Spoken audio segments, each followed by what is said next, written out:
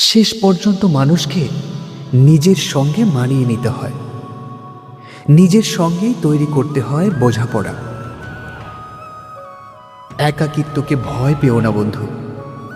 তার সঙ্গে বন্ধুত্ব করলে অন্যের অনুপস্থিতিতে ততটা কষ্ট হয় না, কারণ নিজের সঙ্গে সম্পর্ক সবচেয়ে স্থায়ী। সে সম্পর্ক বিশ্বাসঘাতকতা করে না। মনে করো বন্ধু, স্কুল কলেজে আমরা সবাই সমান ছিলাম, পকেটের অবস্থা সবারই একই ছিল। কিন্তু কলেজ পাশ করার পর যখন স্যালারির অঙ্কটা আলাদা হয়ে যায়, তখন বন্ধুত্বটাও কেমন যেন বদলে যায়। টাকা মাঝখানে এক অদৃশ্য দেয়াল তুলে দেয়।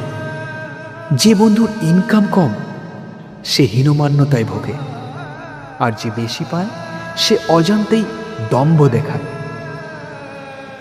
আমরা বলি টাকা দিয়ে সব হয় না, কিন্তু টাকা দিয়ে বন্ধুত্বে ফাটল ধরানো যায়। স্ট্যাটাস মিলে গেলে বন্ধুত্ব করা সহজ হয়, আর না মিললে বড্ড কঠিন।